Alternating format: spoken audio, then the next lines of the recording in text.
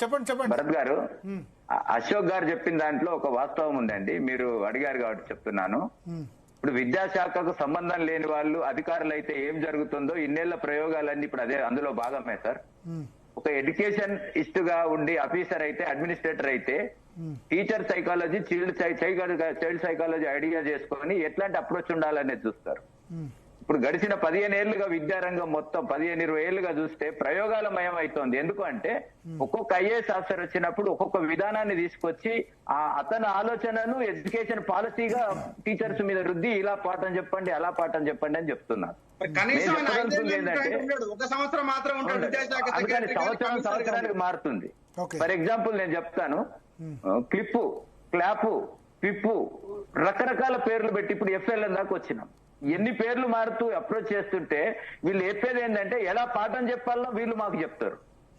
పోయి బీఈడీలు చేసి సైకాలజీ చదివి డిఎస్సీలలో కాంపిటేటివ్, మీరు ఎన్నోసార్లు చెప్తున్నారు రిపీటెడ్ గా, ఒక కాంపిటేటివ్ గా వచ్చిన మేము పాఠం ఎలా చెప్పాలనో అధికారులు చెప్పకూడదండి. పాఠం ఎలా చెప్తున్నామో లేదో పరిశీలించడానికి డిఈఓ ఉండాలి, వారు బిఎడ్ చేసిన. అందుకని ఇట్లాంటి అప్రోచెస్ ఎందుకు వస్తున్నాయంటే అధికారుల ఆలోచనలు ఉపాధ్యాయుల మీద రుద్దుతున్నారు. ఉపాధ్యాయుడికి స్వేచ్ఛాయుతంగా పాఠాలు చెప్పే పరిస్థితి లేదు. రెండో అప్రోచ్ ఏంటంటే వాళ్ళ వ్యవస్థలో నష్టం జరగడానికి ప్రధానంగా ఈ ప్రభుత్వాలు, అధికారులు కూడా ఎన్జిఓల యొక్క పాత్రను బాగా పెంచి పోషిస్తా ఉన్నారు. ఎన్జిఓల పాత్ర వచ్చిన తర్వాత వ్యవస్థలో ఇలాంటి చిన్న సబ్మిషన్ యాక్చువల్లీ కూడా ఇప్పుడు ఇందాక మా సోదరులు చెప్పినట్టు ఇది వాస్తవం సార్. అధికారులు అనేవారు ఈఓ స్థాయి నుండి పైదాకెళ్ళినట్టయితే దీని మీద పూర్తి అవగాహన ఉంటది. ఎగ్జాంపుల్ ఇప్పుడు 33 జిల్లాలు, సుమారు 8 మంది జిల్లా కలెక్టర్లు డిఓలుగా పనిచేస్తున్నారు సార్. వాళ్ళు జిల్లాలలో పనిచేయాలా, విద్యాశాఖ అధికారులుగా పనిచేయాలా? కనీసం అధికారులను, జిల్లా విద్యాధికారులను నియమించలేని పరిస్థితి ఈ రోజు మన తెలంగాణ రాష్ట్రంలో ఉంది సార్. దీన్ని కూడా మేము వ్యతిరేకిస్తున్నాం. కలెక్టర్లు డిఓలు ఉండడమే సార్. కనీసం వాళ్ళు మేము సంఘ నాయకులు, మా జిల్లా నాయకులు వెళ్తే కలెక్టర్లు టైం వేయడానికి 2 గంటలు ఏదైనా అవసరం ఉంటే వెయిట్ చేయిస్తారు. అశోక్ గారు క్లోజ్ చేయాలి. నేను చెప్పేది ఏంటి సార్ అంటే, నేను కూడా one of the B Ed holder sir. నేను కూడా బీఈడి కంప్లీట్ చేసినట్టు వ్యక్తిని. నేను ఒక 10 సంవత్సరాలుగా నేను ఫ్యాకల్టీ కావచ్చు, నేను చేసే కూడా టీచింగే. అందుకే ఏమంటున్నామంటే అడ్మినిస్ట్రేషన్ లో కూడా టీచింగ్ కు సంబంధించిన వ్యక్తులు అడ్మినిస్ట్రేషన్ లో ఉంటే దానికి ఒక ప్రణాళిక ఇవ్వగలుగుతారు, దానికి ఒక భవిష్యత్తు నిర్ణయం చేయగలుగుతారు.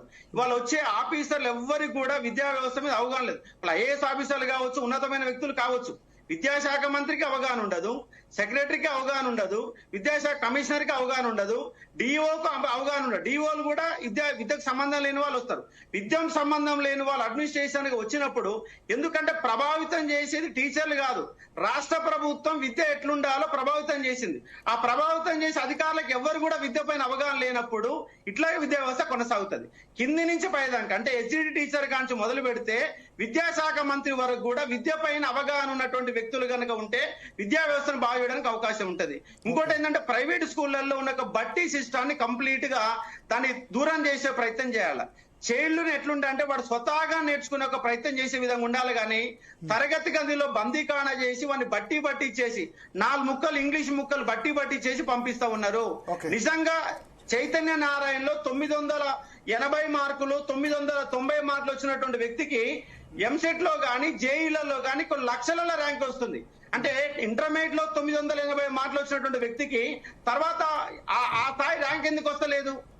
10th లో కానీ ఇంటర్మీడియట్ లో 100% మార్క్స్ వచ్చినప్పుడు అంతే స్థాయిలో 10 లోపు ర్యాంకో 100 లోపు ర్యాంకో 1000 లోపు ర్యాంక్ రావాలా? ఆ ర్యాంకులు ఎందుకు వస్తలేవు? అంటే మొత్తంగా ఇవాళ ప్రైవేట్ ఎడ్యుకేషన్ సిస్టమ్ మొత్తం కూడా బట్టే సిస్టమ్ ఉంటున్నది. ఇంకోటి ఏంటంటే ప్రభుత్వ ఉపాధ్యాయులకు నేను చెప్పే రిక్వెస్ట్ ఏంటంటే, ఫస్ట్ ప్రభుత్వ ఉపాధ్యాయులుగా మీరు బాధ్యత తీసుకోవాల్సిన అంశం ఏంటంటే మీ పిల్లలని గవర్నమెంట్ స్కూల్లో చదివించే ప్రయత్నం చేయండి. ఎందుకంటే మీరు ప్రభుత్వ ఉద్యోగులు, గవర్నమెంట్ టీచర్స్, దాంట్లో సౌకర్యాలు మీరు గనక చేస్తే మీళ్ళల్లో కొంత మార్పు రావడానికి అవకాశం ఉంది. ఇంకోటి ఏంటంటే ప్రభుత్వంలో పనిచేసే వాళ్ళందరి యొక్క పిల్లలను గనక ప్రభుత్వ పాఠశాల పంపించే ప్రయత్నం చేస్తే ప్రతి ఒక్కడు క్వశ్చన్ చేస్తాడు. క్వశ్చన్ చేస్తే మార్పు రావడానికి అవకాశం ఉంది. ఇవాళ ఏ ప్రభుత్వ ఉద్యోగి, రాష్ట్రంలో 5 లక్షల మంది ప్రభుత్వ ఉద్యోగులు ఉంటే ఏ ప్రభుత్వ ఉద్యోగి యొక్క పిల్లలు కూడా ప్రభుత్వ పాఠశాలలో చదవడం లేదు. మరి ప్రభుత్వ పాఠశాల మార్పు ఎట్లా వస్తుంది? మార్పు రావాలని అందరూ కోరుతున్నాం, కానీ మన మార్పు కోసం ప్రయత్నం చేయడం లేదు. కాబట్టి రాష్ట్ర ప్రభుత్వం మురళీసారి ఒక నివేదిక ఇస్తే రాష్ట్రంలో 5 లక్షల ప్రభుత్వ ఉద్యోగులు మొత్తం పిల్లలు మొత్తం కూడా ప్రభుత్వ పాఠశాల చదివే విధంగా మీరు ఒక జీవో పాస్ చేయండి. గవర్నమెంట్ స్కూల్ ఎందుకు బాగుపడని చెప్తా. ఇంకోటి ఏంటంటే ప్రైవేట్ లో ఉన్నటువంటి బట్టి సిస్టమ్ మొత్తం పక్కన చేస్తే అన్ని ప్రభుత్వ అశోక్ గారు ఒక సబ్మిషన్ అండి. అశోక్ గారు మీరు చెప్పేది అశోక్ గారు మీరు ఒకటే, ప్రభుత్వ పాఠశాల లోపల ఉపాధ్యాయుల పిల్లల్ని చదివియాలి, ఉద్యోగులు చదివియాలి అనేది కరెక్ట్ 100% మంచిదే. కానీ ఫెసిలిటీస్ లేవు కదా, లేనందుకే చదివిస్తలేము కదా. ఒక టీచర్ ట్రాన్స్ఫర్ అయిపోయింది. ఎట్లా వస్తాయి సార్? మరి మీరు 1,12,000 ఉద్యోగాలు పెట్టిరా? మీరు 1,12,000 సౌకర్యాలు కల్పిస్తే మొదలు పెడతాం. అది ఎందుకు దిగడం లేదు? 1,12,000 మంది మేము మొత్తం పాఠశాల మొత్తం బంద్ పెట్టి కూర్చుంటామంటే ప్రభుత్వం ఎందుకు తయారు కాదు? కాబట్టి ఇక్కడి నుంచి లోపం ఉంది, అక్కడి నుంచి లోపం ఉంది. నేను కూడా ఒక టీచర్నే. టీచర్ బడి బాగా కావాలా, ఎందుకంటే నేను ప్రభుత్వ పాఠశాల చదువుకున్న వాడిని, ప్రభుత్వ పాఠశాల బాగుపడాలని కోరుకున్నటువంటి వ్యక్తిని. కాబట్టి ముందుగాల మార్పు రావంటే రాష్ట్రంలో ఉన్నటువంటి ప్రభుత్వం జీతం చేసుకునే ప్రతి ఉద్యోగి పిల్లల్ని చేర్చండి. తర్వాత ప్రైవేట్ వాళ్ళు చేరుస్తారు. బట్టి సిస్టమ్ యొక్క విద్యా విధానాన్ని మార్చండి.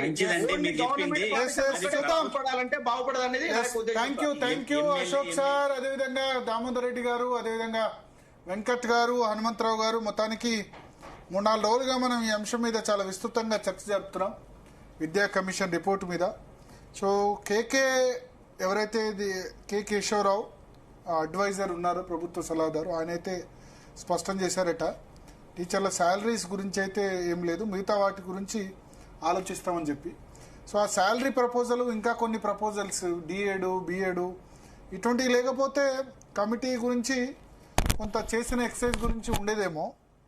బట్ అల్టిమేట్గా కొన్ని ఇష్యూస్ ప్రధానంగా ఫోకస్ అయ్యి మిగతావన్నీ పక్కన పడిన పరిస్థితి. సో చూద్దాం ప్రభుత్వం ఏ నిర్ణయం తీసుకుంటుంది ఈ విషయం మీద.